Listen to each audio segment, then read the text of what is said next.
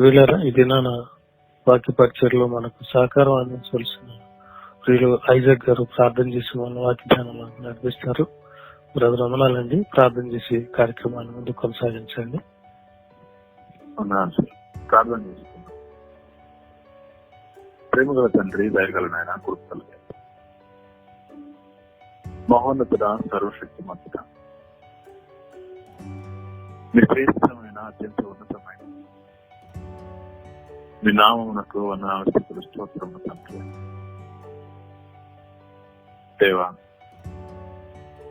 తొలి కాలము మీ మాటలు ఆలోచించటకు మీరు మాకు ఇచ్చిన గొప్ప అవకాశాన్ని బట్టి స్తుతులు చెల్లిస్తున్నాను తండ్రి. చెబుచున్నా వినుచున్నా మా అందరికీ తండ్రి మీ జ్ఞానమును ప్రసాదించి మీ జ్ఞానానుసారమైన ప్రవర్తనను మా అందరికీ అనుగ్రహించుకుని కోరుతున్నాను. దేవా, మీరు చేస్తున్న ప్రతి ఒక్క మేలు బట్టి స్తుతులు చెల్లిస్తాను. మీ కృపలో బలపరిశ్రమ ప్రాధాయపడుచు ప్రతి ఒక్కరిని జ్ఞాపకం చేసుకోమని, అందరికీ అవసరమైన మాటలు ప్రసాదించమని ప్రాధాయపడుచు మీ ప్రియ కుమారుడు మా ప్రభువుని యేసుక్రీస్తున్నాము ఈ ప్రాంతం అడిగి వరకుంటున్నాము ప్రభు తండ్రి. ఆమేన్. ప్రియమైన దేవుని వర్లారా, అందరికీ హృదయపూర్వకమైన వందనాలు తెలియజేస్తున్నాను. క్రైస్తవ విశ్వాస జీవితాన్ని కొనసాగిస్తున్న మనందరము కూడా తెలిసి తెలియక తప్పులు చేయడం కాదు, కానీ నిత్యము వాక్యం వింటున్న మనము తెలిసి ఎక్కువ తప్పులు చేస్తూ ఉంటాం. ఎందుకు అంటే కారణం ఒకటే, నిర్లక్ష్యం. ఏమిటా నిర్లక్ష్యము? ఏమవుతుందిలే అండి, ఇది చిన్న మిస్టేక్ కదా, ఇది చిన్న పాపమే కదా, దేవుణ్ణి అడిగితే ఆయన క్షమిస్తాడు, ఎందుకంటే ఆయన ప్రతి ఒక్కరిని కూడా క్షమించువాడు, క్షమాపణ దయచేవాడు, ఆయన కరుణామయుడు, ఆయన జాలి కలిగిన వాడు, ఆయన దయ కలిగిన వాడు, ఆయన దీర్ఘశాంతుడు. ఇలా మనిషి తన జీవితంలో దేవునికున్న గుణాలను అడ్డుగా పెట్టుకుని తన జీవితంలో ఇంకా తప్పు చేయడానికి ఇష్టపడుతున్నాడు, కానీ మార్పు పొందడానికి ఇష్టపడట్లేదు అనేది ఇక్కడ అందరికీ తెలిసిన వాస్తవం. ఇలాగా మనం గమనించాలి. బైబిల్ యావత్తు కూడా దేవుడు మనకు తెలియజేస్తున్న తన మాటలు, నేను అనగా మీ పరలోకపు తండ్రిని నేను పరిశుద్ధులను కనుక మీరు కూడా పరిశుద్ధత కలిగి ఉండుటే. అంటే ఎలాంటి లోపము లేకుండా, ఎలాంటి పాపము లేకుండా మీ జీవితాల్లో మీరు బ్రతకాలి అని బైబిల్లోని ప్రతి ఒక్క సందర్భము ద్వారా దేవుడు మనకు తెలియజేస్తున్న అత్యంత అమూల్యమైన సందేశం కదా. వింటున్న మనమే ఎందుకో వాటిని సరిగా లెక్క చేయం. ఏముందలే అన్న ఈ నిర్లక్ష్యం ఏదైతున్నదో, ఏముందిలే అని మనం వాటిని వాయిదాలు వేస్తూ మన జీవితంలో ఘోరమైన పాపులుగా ఆయన సన్నిధిలో మనము బ్రతికేస్తున్నాం, తిరిగేస్తున్నాం, గడిపేస్తున్నాం. పిల్లగా నిజం చెప్పాలంటే ఈనాటి క్రైస్తవులకు ఈనాటి క్రైస్తవులకు సిగ్గన్నదే లేకుండా బ్రతికేస్తున్నారు దేవుని సన్నిధిలో. ఎందుకంటే ఆయన సన్నిధికి వస్తాము, విస్తారమైన ప్రార్థన చేసి మన బాధంతా ఆయన దగ్గర వెళ్ళగొక్కుతాం. దేవాని కోసం నేను బ్రతికేస్తానని ఎంతో చెప్పేస్తాం ఆయన దగ్గర. కానీ సన్నిధి దాటిన వెంటనే నా బ్రతుకు నాది, నీ బ్రతుకు నీది. నా బ్రతుకు నాదే గాని దేవునితో నేను నడవనని చెప్పకనే మన క్రియల ద్వారా మనము ఆ దేవునికి చెప్తూ ఉంటాం. పిల్లగా మాట ఇచ్చిన మనము దేవుని సన్నిధిలో మాట తప్పుతూ ఉన్నాం. దేవుని సన్నిధిలో మాట ఇచ్చి బయటికి వెళ్ళిన మనము మాట తప్పుతున్నాం. ఎక్కడ కూడా ఆయన కొరకు బ్రతికే దాఖలాలు కానీ బ్రతికే ప్రయత్నాలు కానీ మనం చేయట్లేదు అనేది వాస్తవం ప్రియులారా. ఉదాహరణగా మనం గమనించినట్లయితే ఈనాటి కుటుంబ వ్యవస్థలు మీరు గమనించండి ఒకసారి. కుటుంబ వ్యవస్థలలో ఎన్నో పాత్రలు ఉంటాయి. ఆ పాత్రలో తల్లిదండ్రుల పాత్ర, పిల్లల పాత్ర, పెద్దల పాత్ర, భార్యాభర్తల పాత్ర, అత్తమామల పాత్ర, అత్తాకోడళ్ళ పాత్ర, ఇలా ఎన్నో వరసలు కలిగి ఒక మనిషి తన జీవితంలో విశ్వాస జీవితంలో కొనసాగిస్తూ ఉన్నాడు. అలాగే సంఘంలో ఎన్నో పాత్రలు మనకు ఉంటాయి, ఎన్నో పరిచర్యలు మనకుంటూ ఉంటాయి. సేవకులుగా, విశ్వాసులుగా, పరిచారకులుగా, వాక్యోపదేశము చేయువారిగా, ఆ సంఘానికి సహకారులుగా, సంఘమునకు మూల స్తంభములుగా ఎన్నో పనులను మనం చేస్తూ ఉంటాం పిల్లరా. కానీ విచిత్రం ఏంటంటే ఈ కుటుంబ వ్యవస్థలో గాని, మన సంఘ సభ్య సమాజంలో గాని మనం నిత్యము చేస్తున్న తప్పిదము అది ఏమిటి అంటే, మనిషి కుటుంబంలో బ్రతకనైతే బ్రతుకుతున్నాడు గాని మనిషికి ఒకటి లేదన్న వాస్తవం మనం గమనించాలి. ఒకటి చాలా లేవు కానీ ఈ రోజు మనం ఒకటిని గమనిద్దాం.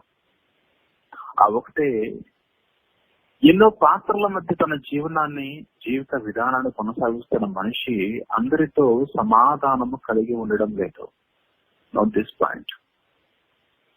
సమాధానము కలిగి ఉండాలి అన్న వాస్తవం ఏదైతున్నదో దాన్ని మనిషి ప్రాక్టికల్ గా దాన్ని అమలు చేయలేకపోతున్నాడు.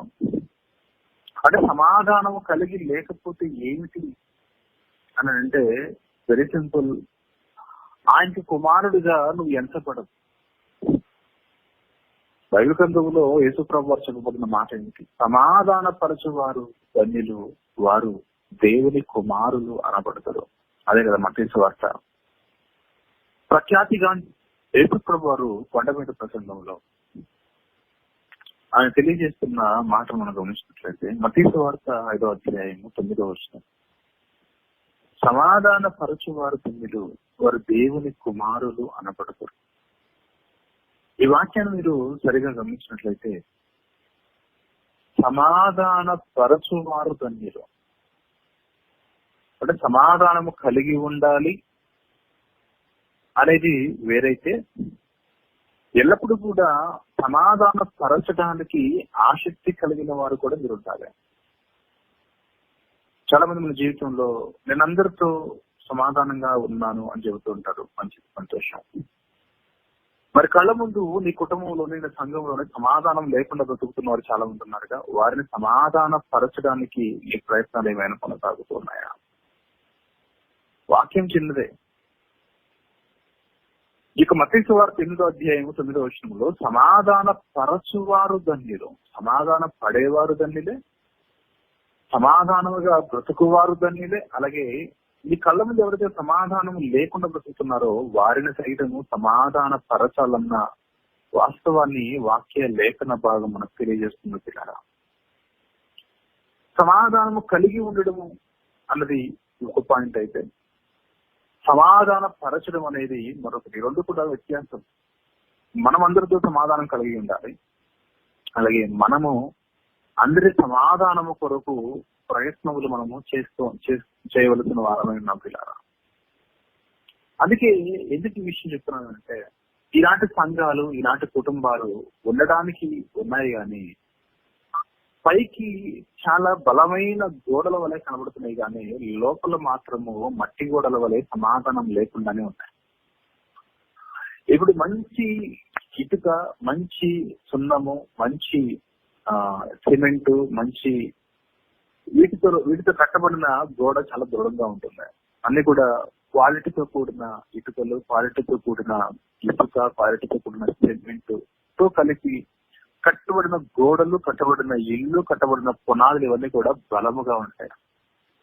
అలా కాకుండా లోపలేమో మట్టితో చేయబడిన గోడలు కట్టేసి లోపల మట్టి గోడలు పెట్టి పైన మాత్రము ప్లాస్టింగ్ చేసేస్తే సిమెంట్ తో ఆ గోడ ఏదో ఒక రోజున బలహీనమైనది కాబట్టి ఏదో ఒక రోజున కూలిపోతూ ఉంటుంది. ఈనాటి సమాజంలోని విశ్వాసుల యొక్క బ్రతుకులు ఇలానే ఉన్నాయి. పైకి చెబుతాడు మేమందరితో సమాధానంగా ఉన్నామంటే, మేమందరితో సమాధానంగా ఉన్నాం. ఎలా అంటే లోపలేమో మట్టి గోడ ఉంటుంది, మట్టి గోడ చుట్టూ సిమెంట్ తో చేయబడిన గచ్చు ఉంటుంది. పాతకాలంలో ఇలాంటి గోడలు ఎక్కువ కనబడుతూ ఉండేవి. పాతకాలంలో ఒకనాటి ఇళ్లను మీరు గమనించినట్లయితే లోపలంతా కూడా మట్టితో చేయబడిన గోడ ఉంటుంది. పైన మాత్రము ఒక అంగుళము లేదా ఒక సెంటీమీటర్ మరి మందము కలిగి సిమెంట్ తో అలా పోస్తూ ఉంటారు. అది ఏదో ఒక రోజున బలహీనమైనది కాబట్టి బలహీనమైన ఆ గోడ పడిపోవడానికి అవకాశాలు ఎక్కువగా ఉంటుంది. దానిని ఎహెచ్కేల్ గారు ప్రస్తావన చేస్తూ ఎహెచ్కేల్ గ్రంథము 13వ అధ్యాయంలో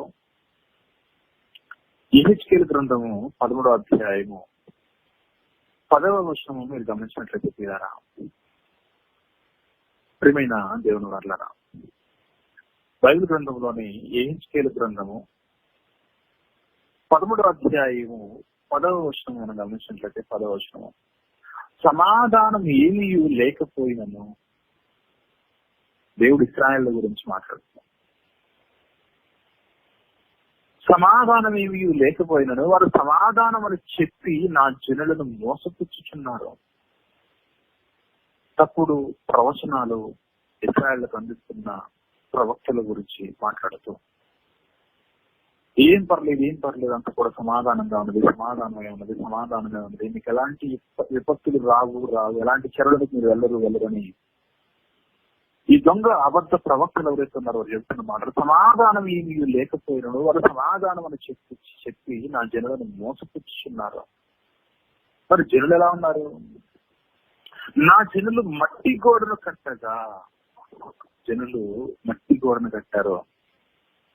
ఈ దొంగ ప్రవక్తలు వచ్చి అబద్ధ ప్రవక్తలు వచ్చి అంటున్నారు, వాళ్ళు చేస్తున్న పని ఏంటంటే జనులు బలహీనమైన మట్టి గోడను కట్టగా వారు వచ్చి దాని మీద గచ్చిపూత పోసుతారు. బలహీనమైన గోడ కట్టి దానికి సున్నం వేసే ప్రయత్నం చేస్తున్నారు ఈ దొంగలు, ఈ యొక్క అబద్ధ ప్రవక్తల పీడన.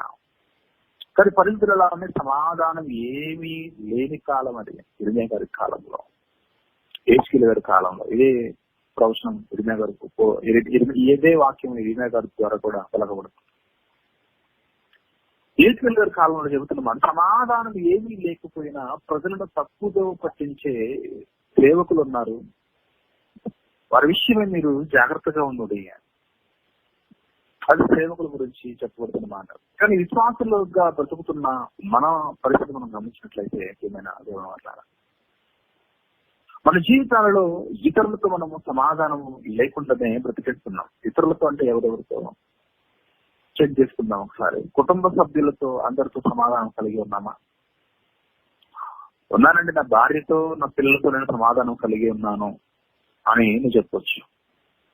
కుటుంబ సభ్యులంటే భార్య పిల్లలు మాత్రమే కాదుగా. కుటుంబ సభ్యులంటే నీ తల్లిదండ్రులు వస్తారు, నీ తోబుట్టువులు వస్తారు. నీ బీజం ఎక్కడైతే ప్రారంభమైందో దానికి ముందు దాని వెనకాల నీతో కనెక్టింగ్ అయ్యి నీ బంధం రక్త సంబంధికులు ఎవరైతే ఉన్నారో వాళ్ళందరూ కూడా నీ కుటుంబ సభ్యులే. ఈరోజు నువ్వు వెలుపల ఉండి, నీకు పెద్ద ఫ్యామిలీకి వెలుపల ఉండి నేను నా భార్య నా 2 పిల్లలు మాత్రమే, నీది మాత్రమే కుటుంబం కాదు ఇక్కడ. అది మాత్రమే నీ ఇల్లు కాదు. క్రైస్తవ సమాజంలో బ్రతుకుతున్న నీకు తెలియవలసిన పాత్ర ఏమిటంటే, కుటుంబం అంటే కుటుంబంలో ఉన్న భర్త, భార్య, 2 పిల్లలు, వీళ్ళు మాత్రమే కాదు కుటుంబం అంటే. ఆ భర్తకు కలిగి ఉన్న వెనకల కుటుంబము, ఆ భార్యకు కలిగి ఉన్న వెనకల కుటుంబము, వారు కలిగి ఉన్న బంధములన్నీ కూడా సమాధానము కలిగి ఉండాలి. ఎక్కడో ఒక చోట మనం తప్పిదం చేస్తున్నాం చూడండి. ప్రాక్టికల్ గా మనం గమనించినట్లయితే కుటుంబ సభ్యులతో ఈనాడు సంబంధము మేము సమాధానంగానే ఉన్నాము అని పైకి చెప్తాం, కానీ దానికి సమాధానం లేని బ్రతుకులేమనగా. ప్రేమిన దేవుని వాళ్ళగా ఈనాటి సంఘాలలో ఉన్న పరిస్థితులు మనం గమనించినట్లయితే ముందు కూర్చున్న వాళ్ళతో వెనకాల కూర్చున్న వాళ్ళు మాట్లాడతారు, వెనకాల కూర్చున్న వాళ్ళతో మధ్యలో కూర్చున్న వాళ్ళతో మాట్లాడరు. అలా సంఘముకు అందరూ వస్తూ ఉంటున్నారు, పోతూ ఉన్నారు, ఆరాధన చేస్తూ ఉన్నారు, విశ్వాస జీవితాన్ని గడిపేస్తూ ఉన్నారు, కానీ సమాధానం లేకుండా బ్రతుకుతున్న వారు చాలా మంది. ఒక ఉదాహరణ మనం గమనించినట్లయితే ఏమైనా దేవుడు మాట్లాడా, ఒక ఇల్లు, ఆ ఇంటిలో ఒక కుమారుడికి వివాహం అయింది. వివాహం అయిన తర్వాత ఒక చిన్న బిడ్డ కూడా ఉన్నది, సంవత్సరంన్నర, పాక కలిగిన స్థితి. వారి పక్కనే వారి అత్తమామలు కూడా ఒక చిన్న పోర్షన్ లో వారు కూడా ఉంటున్నారు. ఇక అత్తాకోడల సమస్య అనగానే ప్రతి ఇంట్లో ఉండే సమస్యనే, ప్రతి గడపలో ఉండే సమస్యనే. అన్యోన్యంగా ఉండడం అంటే వారికి నచ్చదు, కలిసిమెలిసి ఉండడం అంటే వారికి ఇష్టం. హెచ్చు తగ్గులు, అసమానతలు వారి మధ్య ఎక్కువ అంతరాయాన్ని పెంచుతూ ఉంటాయి. అది ఎంతలా అంటే ఈ పెద్దలకు కలిగిన మనవరాలు, ఈ తల్లిదండ్రులకు, ఈ భార్యాభర్తలకు కలిగిన ఈ కూతురు ఎవరైతే ఉన్నారో, ఆ కూతురు వీరి గడపలో నుంచి పక్కనే ఉన్న వారి గడపలోనికి వెళ్ళడానికి కూడా ఇష్టపడరు అనమాట. ఒకవేళ చంటి పాపకు తెలియకుండా వెళ్లే ప్రయత్నం చేస్తుంటుంది. అవి ఇంట్లో నుంచి, కిచెన్ లో నుంచి అమ్మ త్వరగా వచ్చి, అదృష్టపు తాన ఎన్నిసార్లు చెప్పాలి నీకు వాళ్ళ ఇంటికి వెళ్ళొద్దని, వాళ్ళ ఇంటికి వెళ్ళొద్దని నీకు ఎన్నిసార్లు చెప్పాలని అవసరం మీద నలుగురు తగిలించి, నలుగురు కొట్టి, మరలా గడప లోపలికి తీసుకెళ్ళి దూరేసుకునే తల్లులు, స్త్రీలు ఈరోజు మన కళ్ళ ముందు లేరా అని అడుగుతున్నాను నేను. మరి చూడక ఎలాగో వచ్చేసింది ఆ పాప. అప్పుడు ఆ నాన్నమ్మ ఏమంటది చెప్పండి? ఆ చంటి పాప యొక్క నాన్నమ్మ ఏమంటది? ఎందుకు వచ్చేవే, మీ అమ్మ ఊరుకోదు కదా, వెళ్ళిపో వెళ్ళిపో వెళ్ళిపో. ఏంటి మీకున్న గొడవలు, మీకున్న ప్రతికూలతలు పసిపిల్లల మీద రుద్దేస్తున్నారేంటి? పసిపిల్లల మీద రుద్దేస్తున్నారు. ఇద్దరు అన్నదమ్ములు ఉన్నారు, వారికి పిల్లలు ఉన్నారు.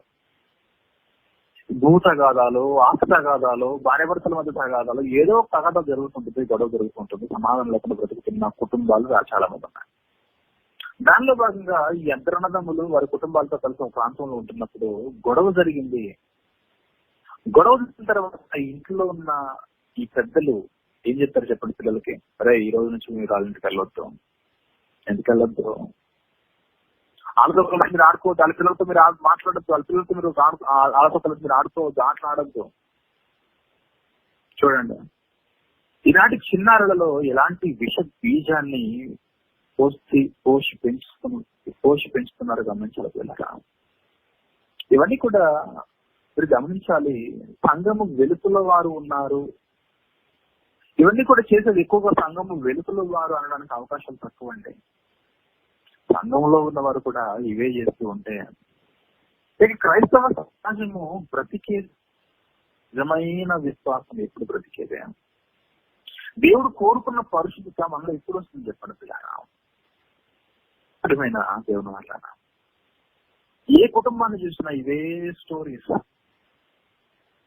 బ్రతకడానికి బ్రతుకుతున్నారు, చర్చికి వెళ్ళడానికి వెళుతున్నారు, కానీ తమ జీవితాలలో సమాధానం లేకుండా బ్రతికేస్తూ ఉన్నారు.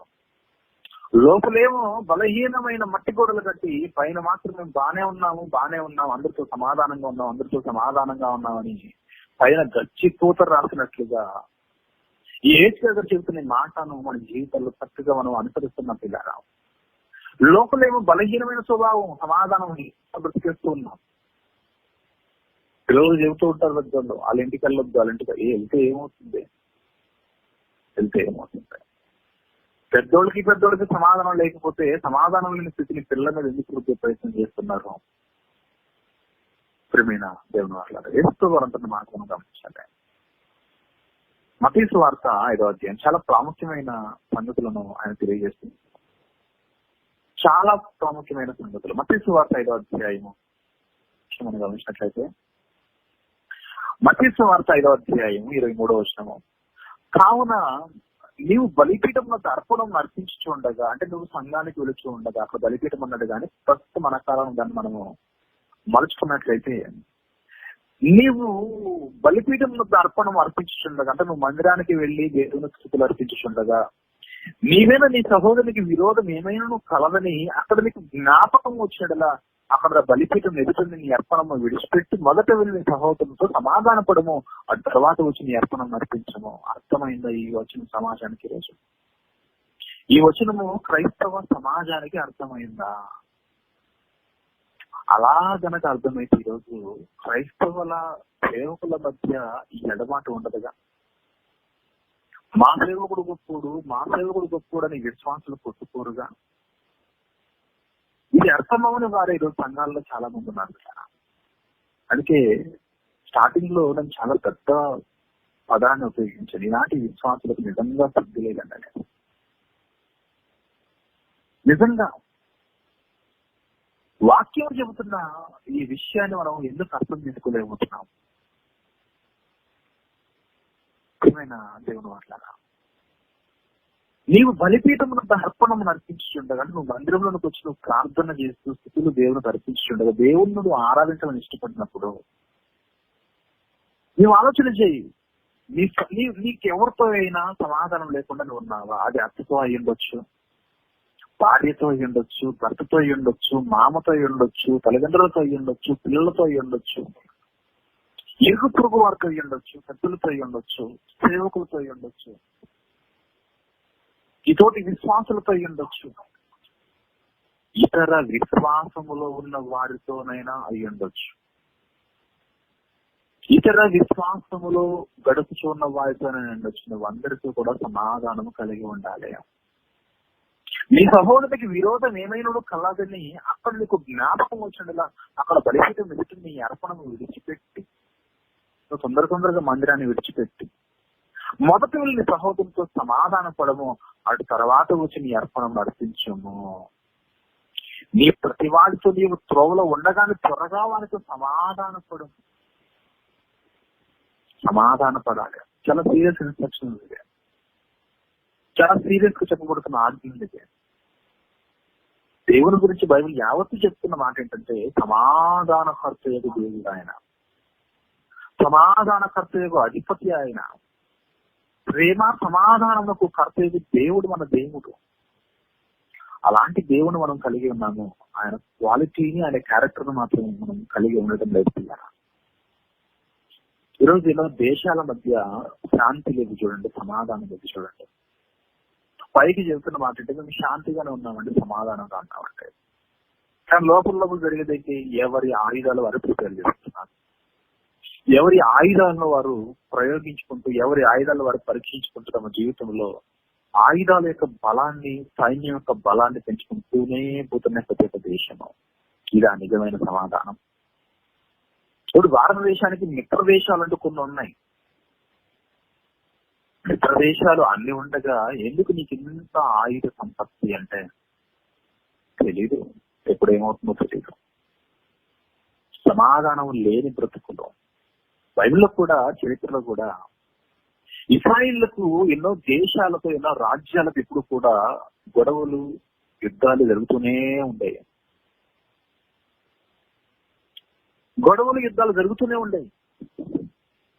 కొన్ని సందర్భాల్లో ప్రజలు సమాధానముగా బ్రతికారని వ్రాయబడింది. సపోజ్ దావీదు గారి కాలం చూడండి. దావీదు గారు తన జీవితంలో ఎన్నో యుద్ధాలు చేసి ప్రజలను సమాధానముగా బ్రతికించాడు. శాంతి నెలకొన్నది ఇక్కడ దేశంలో. అది నిజమైన శాంత? మీరు గమనించండి. అసలు యుద్ధాలే జరగకుండా ఇరు దేశాలు శాంతియుతంగా ఉంటే అది నిజమైన శాంతి, అది నిజమైన సమాధానం. యుద్ధాలు జరిగిపోయి ఎవరో ఒకరు ఓడిపోయి రాజీ పడిపోయి ఆ దేశంతో సమాధాన పడితే అది నిజమైన సమాధానం, అది నిజమైన సమాధానమా? అసలు యుద్ధమే జరగకుండా అప్పుడు సమాధాన పడితే అది నిజమైన సమాధానం కదా. మేము ఇంకా యుద్ధం చేయలేం బాబు అని అవతల వారు వచ్చి నీకు రాజీ పడితే అది నిజమైన సమాధానమా? మనుషుల మధ్య సమాధానాలు ఈ విధంగా జరిగాయి. కానీ దేవుని మధ్య, దేవుడు ఏర్పాటు చేసిన సమాధానం చెప్తున్నమాట. నీవు దేవుని సన్నిధికి వచ్చి ఆయనకు నువ్వు స్తుతించాలని అంటే, నీ వెళ్ళి ముందుగా నీ సహోదరునితో నువ్వు సమాధాన పడాలి. యుద్ధము చేయకుండా సమాధానం, యుద్ధం చేసి సమాధానం పడడం కష్టం. ప్రియమైన దేవుని వాళ్ళ గమనిస్తున్నారు కదా, మన హృదయాలలో బలహీనమైన గోడలు ఉన్నాయి. కానీ బయటకు మనం చెప్పే మాటలు ఏమిటి? సున్నము రాసిన గోడల వంటి సమాధానం చెప్తున్నాం. అంతా బాగానే, అందరికీ నేను హ్యాపీగా ఉంటానంటే no, you have to examine. నీకు నువ్వు చెక్ చేసుకో, నిన్ను నువ్వు పరీక్షించుకో, తెలిసిపోతుంది. నాకెవరో పలానా సేవకులు నష్టం ఇష్టం ఉండదంటే, ఆయనతో మాట్లాడటం అన్నా, ఆయనతో సహవాసం అన్న నాకు ఇష్టం ఉండదని చెబుతూ ఉంటారు. ఆ పరిస్థితిని వీడి ఆ పరిస్థితిని దాటి ఇది సమాధాన పడిన తర్వాత ఆయన ఆరాధించడం, దేవుని ఆరాధించడం అనే పద్ధతిని నేర్చుకోవాలి. ఈరోజు గొప్ప గొప్ప పెద్ద పెద్ద సేవకులు చాలా మంది ఉన్నారు. విచిత్రం ఏంటంటే వీళ్ళు ఎవరు మాట్లాడుకోరు. అప్పుడప్పుడు ఒకే స్టేజ్ మీద కనబడతారు కదంటే, ఆ స్టేజ్ మీద ఏదో ప్రజలకు ఇంపుగా ఉండడానికి మాట్లాడుకుంటారే కానీ నిజానికి లోపల వారికి చాలా విరోధ భావాలే ఉంటాయి. ప్రియమైన దేవుని వాళ్ళ, ఎందుకంటే ఎవరి అహము వారిదే, ఎవరి ఈగో వారిదే, అవన్నీ కొన్ని దెబ్బతింటున్నాయి వారికి. ఆ పెద్ద పెద్ద సేవకుల కొరకు కింద ఎవరు కోరుకుంటారు చెప్పండి? ఆ సంఘాలలో ఉన్న సేవకులు ఈయన మీద మాట్లాడుకుంటూ ఉంటే కింద ఉన్న వాళ్ళు వీళ్ళు వాళ్ళ మీద, వాళ్ళు వీళ్ళ మీద. ఇదా ఈరోజు క్రిస్టియానిటీ ఎలా ఉన్నదంటే బలహీనమైన గోడ ఉన్నది, పైకి మాత్రము సున్నము రాసిన గోడలా కనబడుతుంటాయి. ఎవరి అంతరంగంలో ఎలాంటి మాయని మచ్చలున్నాయో మీరు జ్ఞాపకం చేసుకోవాలి పిల్లారా. మాయని మచ్చలు పౌలు గారు చెబుతున్న మాట చూద్దాం. రోమిలకు రాసిన పత్రిక 12వ అధ్యాయము. రోమిలకు రాసిన పత్రిక 12వ అధ్యాయము 18వ వచనము మనం గమనించినట్లయితే, రోమపత్రిక 12వ అధ్యాయము 18వ వచనం చూస్తే, సత్యమైతే నీకు కుదిరితే, నీకు వీలైతే, నీ జీవిత కాలంలో నీకు కుదిరితే, సత్యమైతే నీ చేతనైనంత మట్టుకు సమస్త మనుషులతో సమాధానముగా ఉండుడి. సమస్త మనుషులతో తర్వాత గాని ఓ కోడల నీతో మాట్లాడుతున్నా, నీ ఇంటిలో ఉన్న అక్కతో నువ్వు జాగ్రత్తగా చక్కగా మాట్లాడు. ఎలా? నీ అమ్మ వలె. నీ అమ్మతో ఎంత చక్కగా మాట్లాడతావు, ఎంత ప్రీతిగా మాట్లాడతావు, ఎంత ఇష్టంగా మాట్లాడతావు, ఎంత ప్రేమగా మాట్లాడతావో నీ అక్కతో అలానే మాట్లాడు. అది చాలు నీ జీవితానికి. ఆ ఒక్కటి నెరవేర్చలేని ఈ విశ్వాసరాలంటుంది అందుతో బాగానే ఉన్నానంటే నో. నీ అమ్మకు ఒక న్యాయం, నీ అక్కకు న్యాయం నువ్వు చూపిస్తూ ఉంటే నీ విశ్వాస జీవితం సరైనది కాదు. అమ్మ దగ్గరికి పిల్లల్ని బాగానే పంపిస్తావు, కానీ అక్క దగ్గరికి ఎందుకు పంపించడం నీ పిల్లల్ని? ఎందుకు వారితో మాట్లాడద్దు నీకు గుర్తిస్తున్నారు? ఇవన్నీ కూడా ప్రాక్టికల్ లైఫ్ ఫీలరా? ఇదంతా కూడా ప్రాక్టికల్ లైఫ్. శక్యమైతే మీ చేతనంత వరకు సమస్త మనుషులతో సమాధానముగా ఉంటుంది. అన్నదమ్ములకు గొడవలు అయితే ఆ పిల్లల్ని చెబుతారు, మీరు వాళ్ళ ఇంటికి వెళ్ళొద్దు, వాళ్ళ మీ ఇంటికి రావద్దు, ఈ గడప దాటి ఆ గడపలో ఎవరు కూడా అడుగు పెట్టద్దు. మరి ఉండేదాకా వీళ్ళిద్దరు పక్కపక్కన ఇల్లే. ఆ ఇంటి దాటి వెళ్ళేంత వరకు ఆ ఇంటి వైపు చూడకూడదు. కఠినమైన ఇన్స్ట్రక్షన్ పెడుతున్నారు చూడండి ఈనాటి విశ్వాస జీవితాన్ని గడుపుతున్న తల్లిదండ్రులు పిల్లలకి. వారు అలానే బ్రతుకుతున్నారు. వాళ్ళు ఈ విష బీజాలు నాటబడుతున్నాయి. ఎవరితోనే గొడవ జరిగితే వాళ్ళతో మనం వెళ్ళి మాట్లాడకూడదు. మాట్లాడితే ఏమవుతుంది? మళ్ళీ మాట్లాడుకుని కలిసిపోతాం. సో కలిసిపోవడం అనేది ఎవరికి ఇష్టం లేదు. ఇక్కడ సమాధాన పడడం అనేది ఎవరికి ఇష్టం లేదు. మరి నువ్వు ఎవరైనా ఆయన అంటే నేను క్రైస్తవుని అంటే ఎలా క్రైస్తవుడు అయిపోతావు? నువ్వు ఎలా విశ్వాసం అయిపోతావు? ఎలా క్రైస్తవుడు అయిపోతావు? తోటి క్రైస్తవులతో అస్సల సమాధానం ఉండదు. ఏంటి పంచాయతీ అంటే, ఫలానా క్రిస్మస్ కి నా మాట కొద్ది విలువ లేదండి ఈ యొక్క మా సంఘము. నేను ఒకటి చేద్దామంటే వాళ్ళు ఒకటి చేస్తారు. నేను ఒక సేవకుని పిలిపిద్దామంటే వారు ఇంకొకరిని పిలిపించారు. వాళ్ళు ఇష్టం వచ్చిన వాళ్ళు చేస్తున్నారంటే చైనా ఉండి ఎంతకాలం చేస్తారు? మనం ఏం చేద్దాం? సైలెంట్ గా ఉన్నాం. సైలెంట్ గా ఉండడం అంటే అర్థమైంది అక్కడ. సమాధానం లేకుండా సైలెంట్ గా ఉంటే సరిపోతుందా? నో. సమాధాన పడడం. కొంతమంది ఈ రోజు ఈ మధ్య కాలంలో బాగా ఎక్కువైపోయింది. ఇతర విశ్వాసాల వాళ్ళని ఊరికే కలపడము, వారితో గొడవలు పెట్టుకోవడము, ఇవన్నీ కూడా అలవాటు అయిపోయింది. ఇక బైబిల్లో భక్తులంటున్న మాట, సత్యమైతే మీ చేతనైనంత మట్టుకు సమస్త మనుష్యులతో సమాధానముగా ఉండడం. అంటే సమస్త మనుషులు అంటే సంఘంలో ఉన్న వారితో మాత్రమే కాదు, ఇక్కడ భూమి మీద బతుకుతున్న సమస్త మనుషులతో నువ్వు ఎలా ఉండాలి? సమాధానముగా ఉండాలి. ఎందుకంటే ప్రియులారా, మీకు మీరే పగ తీర్చుకొనక దేవుని ఉగ్రతకు చోటీయుడి. ఏదైనా దేవుడు చూస్తాడు, కానీ మీరు మాత్రం సమస్త మనుషులతో సమాధానంగా ఉండండి. అంటే ఈ విశ్వాసంలో లేని వారితో కూడా మీరు సమాధానంగా ఉండాలి. అలాగని ఆ విశ్వాసంతో మీరు రాజీ పడాలని కాదు ఇక్కడ. మన విశ్వాసంలో మనం ఉంటూనే ఇతర విశ్వాసములో వారితో కూడా మనము స్నేహ బంధాన్ని కొనసాగించాలి, సమాధానము కొనసాగించాలి. ఎలా చెప్తున్నానని వారి విశ్వాసాన్ని నేను స్వీకరించమని చెప్పట్లేదు, ఆ విశ్వాసముకు రాజీ పడమని చెప్పట్లేదు, వారిదే కరెక్ట్ అని చెప్పట్లేదు. కానీ మనము మన జీవితంలో మనుషులందరితో కూడా సమాధానం కలిగి ఉండాలి. పీతర్ గారు చెప్తున్న ఒక మంచి అద్భుతమైన మాటను గమనించే ప్రయత్నం చేద్దాం. పీతర్ గారు రాసిన మొదటి పత్రిక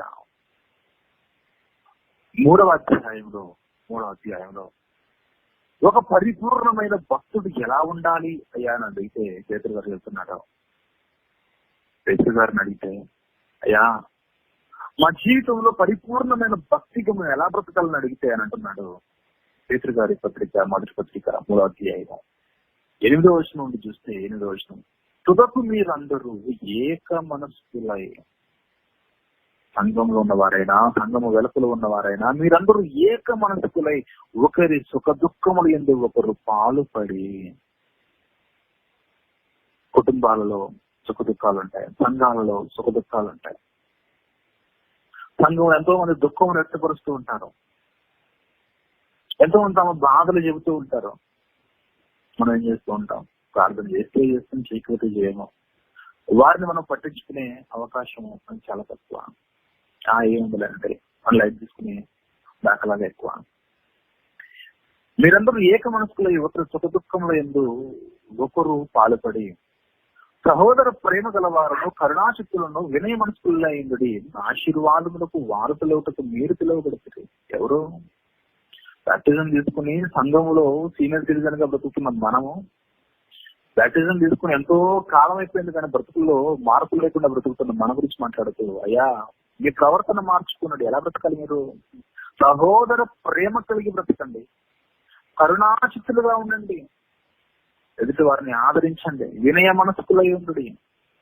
ఎందుకంటే ఆశీర్వాదములకు వారసులవుటకు మీరు పిలువబడతారు గనక, కీడులకు ప్రతి కీడైనను దోషణకు ప్రతి దోషణైనను చేయక దీవించుడి, బ్లెస్సింగ్ ఇవ్వండి. అత్త ఏదైనా అంటే దానిని దీవెనగా మలుచుకో.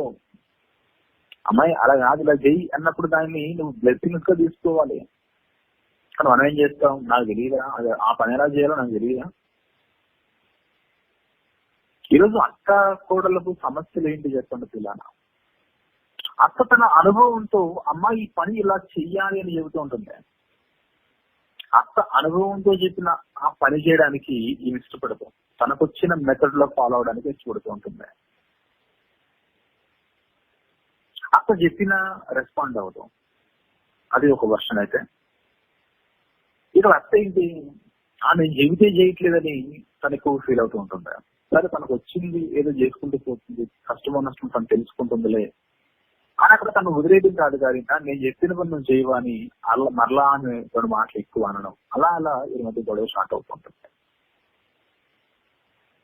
9వ వచనంలో, ఆశీర్వాదములకు వారసులు ఒకటి మీరు పిలువబడతారు కనుక కీడులకు ప్రతి కీడైనను దోషణకు ప్రతి దోషణైన చేయక దీవించండి. ఒక మాట అంటే పడండే గాని ఇంకొక మాట అనకండి రివర్స్ లో అని వాక్యం తెలియజేస్తుంది.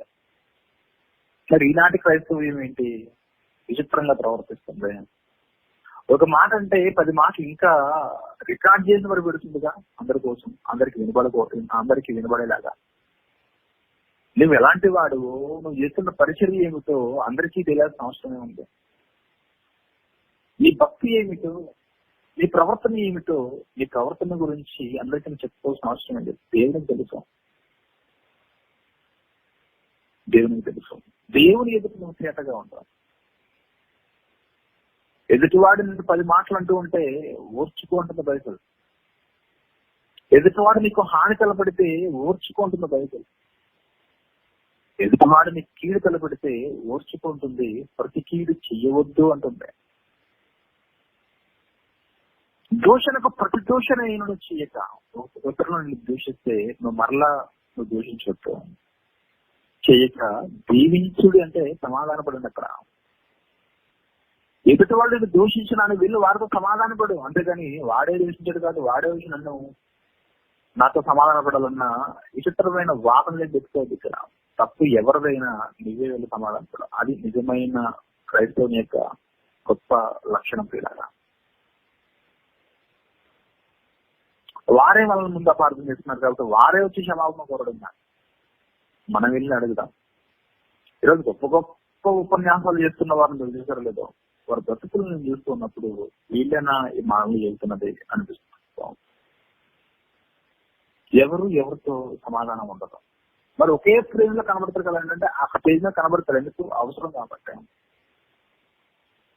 స్టేజ్ దిగితే నువ్వెవరో నేనెవరో, నీ పంచాయతీ నీది, నా పంచాయతీ నాదే. 10వ వచనం చూస్తే, 10వ వచనం పేతురు గారు రాసిన మొదటి పత్రిక 3వ అధ్యాయం 10వ వచనము, జీవమును ప్రేమించి మంచి దినములు చూడగోరువాడు చెడ్డదాన్ని పలకకుండా తన నాలుకను కపటపు మాటలు చెప్పుకుంటూ తన పెదవులను కాచుకున్నవాడను. ఇతరులతో నీకు గొడవ జరిగినప్పుడు నీవేం చేయాలనంటే చెడ్డదాన్ని పలకకుండా తన నాలుకను కపటపు మాటలు చెప్పుకుని తన పెదవులను కాచుకోవాలి. అంతేగాని మాట నాది, నాలుగు నాదని ఇష్టమైన మాటలు మాట్లాడితే ఇతరుల ఎడలని సమాధానం దెబ్బతింటుంది. అతని కీడు నుండి కలిగి మేలు చేయవలన 11వ వచనం, సమాధానమును వెలికి దాన్ని వెంటాడవలెను. నీకు ఇతరులతో ఎలాంటి ప్రతికూలమైన పరిస్థితులు ఏర్పడితే ఆ ప్రతికూలమైన పరిస్థితులు ఇంకా పెంచుకోవడానికి కాదు, కానీ వారితో నీవు సమాధాన పడడానికి కారణం ఏదైనా ఉందా అని నువ్వు కారణాన్ని వెతకాలి. మీరిద్దరు ఎందుకు మాట్లాడుకోవట్లేదు? మీ ఇద్దరు అది ఎందుకు ఇంత వైరం ఉంది, ఎందుకు ఇంత దూరం ఉండదని అంటే ఎన్నో కారణాలు చెప్తారు మనిషి. ఆయన అలా చేస్తాడు, ఇలా చేశాడు, అలా చేస్తాడు. అలా కాదు బైబిల్ చెప్తుంది. మరలా మీరు ఒకే చోట ఉండడానికి, మరలా మీరు సమాధానం పడడానికి కారణం వెతకమంటుంది బైబిల్. సమాధానమును వెతికి దాన్ని వెంటాడవలెను, అనుసరించాలి. నువ్వు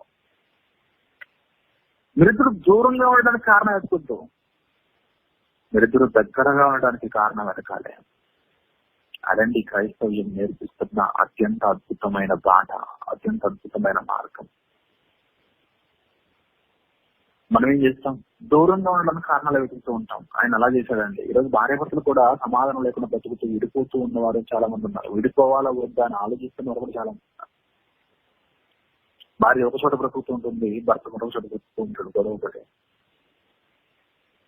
వీరిని కాపాడడానికి ఎంతో మంది ప్రయత్నం చేస్తూ ఉంటారు. ఇప్పుడు వారు చెప్పే మాటలేంటి? ఆమె ఎలా చేసిందండి, ఆయన అలా చేశాడండి. ఆమె ఎలా చేసిందండి, ఆయన అలా చేశాడండి.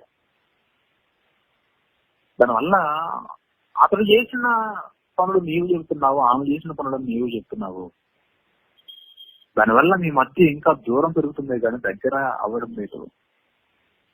కానీ బైబిల్ అంటుంది, సమాధాన పడుటకు మీరు కారణాలు వెతుకంటే, సమాధానంలో వెతికి దాన్ని వెంటాడవలేము. మీరు దగ్గర అవడానికి కారణాలు వెతుకండి. వెతుకుతున్నామా? విడిపోవడానికి ఈరోజు కారణాలు చెప్పేవారు చాలా మంది, దూరంగా ఉండడానికి చెప్పే కారణాలు ఎక్కువ మంది పిల్లలు. దానిలో ముఖ్యంగా కొంతమంది విశ్వాసులకు సేవకులు అంటే నచ్చుకో, కొంతమంది సేవకులకు కొంతమంది విశ్వాసులు అంటే నచ్చుకో. సమాధానం లేని విశ్వాస జీవితాలు. ప్రియమైన దేవుని వారలారా, మన జీవితంలో మార్పు ఎవరికో రావడం కాదు, కానీ మనమే మారాలి. మన బ్రతుకులే మారాలి, మన ఇళ్ళలో పరిస్థితులే మారాలి. ఈరోజు వాక్యం వింటున్న వారిలో ఎంతో మంది ఉన్నారు. అత్తలు ఉన్నారు, కోడలు ఉన్నారు, తండ్రులు ఉన్నారు, కుమారులు ఉన్నారు, బావులు ఉన్నారు, బామర్తులు ఉన్నారు. అవునా? అంటే మీకు ఈ బంధాలన్నీ కూడా కలిగి ఉన్నారు. మీకు అన్నలు ఉన్నారు, మీకు తమ్ముళ్ళు ఉన్నారు, మరదలు ఉన్నారు, అత్తలు ఉన్నారు, అత్తమామలు ఉన్నారు, అందరూ ఉన్నారు. మీకు సేవకులు ఉన్నారు, మీతోటి విశ్వాసులు ఉన్నారు, మీ స్నేహితులు ఉన్నారు. ఒకప్పుడు మిమ్మల్ని గద్దించిన వారు ఉన్నారు, ఒకప్పుడు మీతో గొడవ పడిన వారు ఉన్నారు. మీరే రక్షణ దినం. ప్రతి ఒక్కరితో సమాధానం పొందుటకు ప్రయత్నం చేయి.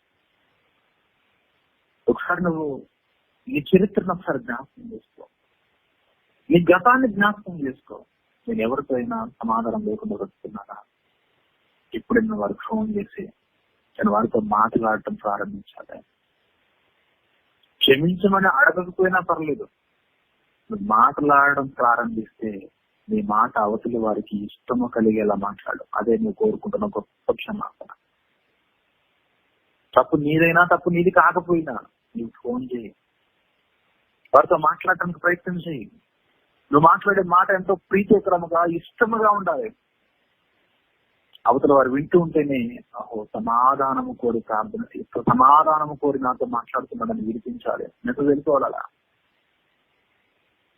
ప్రియమైన దేవుని వాడారా, కుటుంబ సభ్యులతో సమాధానం, రక్త సంబంధికులతో సమాధానం, తోబుట్టులతో సమాధానం, పెద్ద పెద్ద గొడవలైనా, ల్యాండ్ విషయంలో గొడవలైనా వారితో సమాధానం పడడానికి నువ్వు ప్రయత్నించే. ఆస్తిపాస్తుల పంపకంలో ఇబ్బందులు ఎదుర్కొన్నా వారితో సమాధాన పడడానికి ప్రయత్నించే. అత్తకోడల మధ్య విపరీతమైన బూతులు తిట్టుకుని విపరీతమైన పెద్ద పెద్ద గొడవల పంచాయతీలు జరిగిన సమాధాన పడడానికి ప్రయత్నించే. ఎందుకంటే సమాధాన పడకపోయినా, సమాధాన పరచకపోయినా నువ్వు దేవుని కుమారుడు కాలేవు. లోకంలో అందరితో సమాధాన పడదాం, అంతిమంగా దేవుని కుమారుడిగా కుమార్తెగా కన్నుమూద్దాం. ఇలాగా మన గురి ఏమిటి చెప్పండి? దానికోసమే కదా. మన గురి దానికోసమే కదా, దేవుని కుమారునిగా పెంచబడాలి. దాని ముందు ఇవన్నీ ఎంత పిల్లగా మనలో ఉన్న ఆహాన్ని, ఈగోని పక్కన పెట్టి మనమందరం కూడా అందరితో, సమస్త మనుషులతో మనమందరం కూడా సత్యమైతే సమాధాన పడే ప్రయత్నం చేద్దాం పిల్లారా. Thank you very much. మనలో ఉన్న విద్వేషాలు, మనలో ఉన్న కలహాలు, మనలో ఉన్న అనుమానాలు, మనలో ఉన్న అసూయలు, మనలో ఉన్న కపటమైన సమాధానం ఎదుగుతున్నదో ఆ కపటమైన సమాధానాన్ని తీసివేసి బలహీనమైన మట్టి గోడవలే కాక బలమైన గోడను మనము కట్టుకుందాం. అదే భవిష్యత్తులో మనందరికీ కూడా మేలు చేసే మంచి కార్యం చేయాలా. Thank you very much. ప్రార్థన చేసుకుందాం. ప్రేమగల తండ్రి, దయగలనైనా కృపగలదే మహోన్నత దాసరు కాలం తండ్రి, మీరు మాకు అనుగ్రహించిన మాటలను బట్టి పొందనాలు తండ్రి. ఈరోజు సమాజము తండ్రి ఈ లోకముకు నిజంగా బలహీనమైన స్థితిలో ఉంది. ప్రతి ఒక్కరు కూడా ప్రతి ఒక్కరికి సమాధానం కొనసాగించే భాగ్యాన్ని సాధించుకుని కోరుచున్నాను తండ్రి. అదే కాలం మీరు మాకు నేర్పించిన మాటలను బట్టి పొందనాలు తండ్రి. మీ సన్నిధిలో మీ కొరకు మేము నిలబడే భాగ్యాన్ని సాధించుకుని కోరుచున్నాను తండ్రి. ఇంకా మీ పిల్లలు ఎవరితో అయినా సమాధానం లేకుండా ఉంటే వారందరికీ సమాధానం ప్రసాదించడం కోరుచున్నాను తండ్రి. అనారోగ్యంగా ఉన్న వారిని జ్ఞాపకం చేసుకున్న మంచి ఆరోగ్యం ప్రసాదించండి. సకల దేశంలో, సకల ప్రాంతంలో తండ్రి ఎందరైతే మీ పరిచర్య కొరకు కష్టపడుతున్నారు రేపు జ్ఞాపకం చేసుకున్నట్టు దేవ ఆన్లైన్ పరిచర్య తండ్రి ఎంతో క్రమశిక్షణగా మేము జరుగుతున్న విధానం బట్టి పొందనాలు తండ్రి. జరుగుతున్న ఈ కుటుంబాన్ని జ్ఞాపకం చేసుకున్నట్టే, వారికి ఉన్న సహకారులను జ్ఞాపకం చేసుకున్నట్టు దేవా ఈ వాక్యాలు అనేక మందికి చేరవేస్తున్నప్పుడు వాడబడుతున్న ప్రతి మీ కుమారుని జ్ఞాపకం చేసుకొని కోరుచున్నాను తండ్రి. దేవా వారి జీవితాలలో మీరిచ్చు నెమ్మది, మీరిచ్చే ఆదరణ, మీరిచ్చే సహాయం అని తెలియని కోరుచున్నాను. వాక్యం మీద వీడైతే చూస్తూ మా బ్రతుకులను సరిచేస్తున్న భాగ్యం ప్రసాదించడం సాధించు తండ్రి. ప్రతి ఒక్కరికి మంచి ఆరోగ్యాన్ని, బలాన్ని ప్రసాదించడం సాధించవచ్చు. ప్రార్థన మీకు ఈ కుమారుడు మా ప్రభు నేర్చుకుంటున్నాము సాధించుకుంటున్నాము. ఆమె మన తండ్రి దేవుని ప్రేమ కుమారుడు నేర్చుకుంటారు పరిశుద్ధాత్మక అన్యోన్య సహవాసం ఆన్లైన్ లో చేరిన మనం దొరికిన సర్వలోకంలో చేరిన సకల పరిస్థితులు చేసిన ఆ కాలం చూడడం రక్షించిన కాక ఆమె అందరికీ వందనాలు పిల్లరా. ధన్యవాదాలు. చక్కని అంశాన్ని సమాధానం విషయంలో ఈ ఉదయకాల సమయంలో అందించిన దేవాది దేవునికి నిండు మనసారా కృతజ్ఞతాస్తుతులు చెల్లించుకుంటూ మరి ఈ అంశానికి దేవుని పక్షంగా ప్రాతినిధ్యం వహించిన మిత్రులు ఐజాక్ గారికి ఈ ఆన్లైన్ కుటుంబ పక్షంగా నిండు మనసుతో హృదయపూర్వకమైన వందనాలు తెలియజేసుకుంటున్నాను. వందనాలు సార్. సహకారులకు మరి అందరికీ కూడా నా వందనాలు తెలియజేసుకుంటున్నాను. మరి కార్యక్రమం ముగించబడిన పిల్లరా, సాయంకాలం మరొక అంశాన్ని సోదరులు నరసింహుల గారి ద్వారా కడప నుంచి మనం వెళ్తాం. ప్రభు ఆశిస్తే అప్పటి వరకు సెలవు తీసుకున్నాం. సమాధానం పనులను కొనసాగుతుంది. దేవుడు మీకు ఇచ్చినటువంటి ప్రాణాన్ని బట్టి జీవాన్ని బట్టి ఆయనకు ఒక నిండు మనసారి ఒక్కసారి స్తోత్రం చేస్తూ సెలవు తీసుకున్నాం. అందరికీ వందనాలు. దేవుని తీసుకోవచ్చు. కార్యక్రమం ముగించబడింది.